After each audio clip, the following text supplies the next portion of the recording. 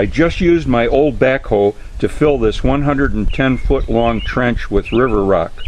The largest pebbles are about 1.5 inches in diameter, and the smallest are about 1/2 inch in diameter.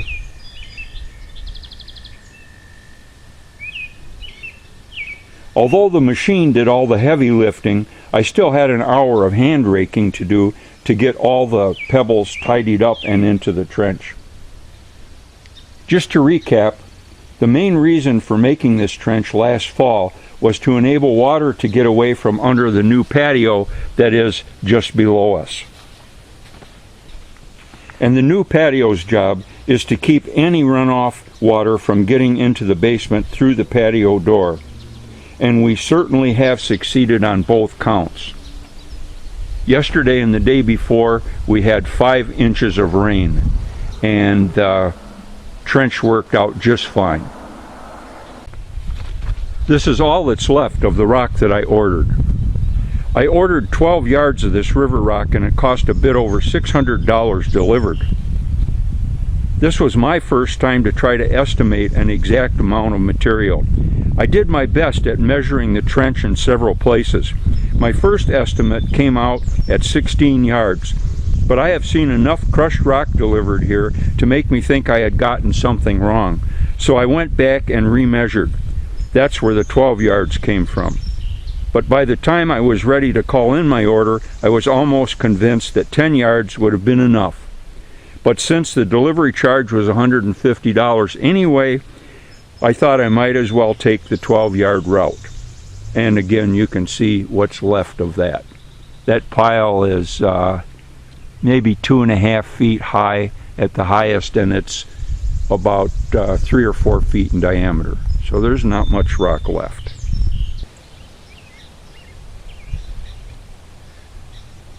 I still have some landscaping and grass seeding to do, but at least we can now mow the lawn efficiently again.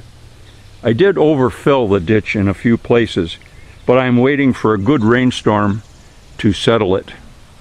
And I guess if the 5 inches that we just had won't do it, nothing will. So I may end up having to take a little bit out just so that the lawnmower doesn't catch too much of it.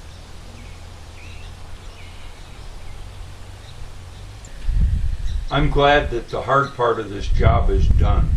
I'm even happier because we won't ever have to worry about water getting into our basement through the patio door again.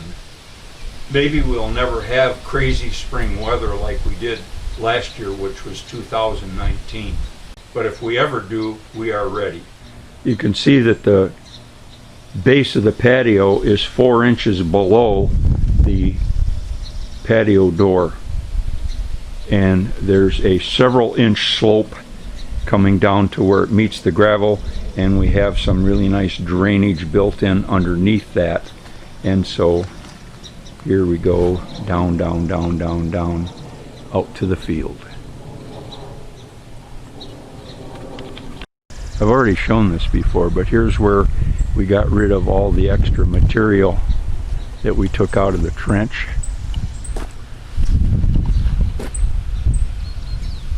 And here's the beginning of the filled trench. I don't know if you can see right there, but water is still running right out of that whole thing after our 5 inches of rain.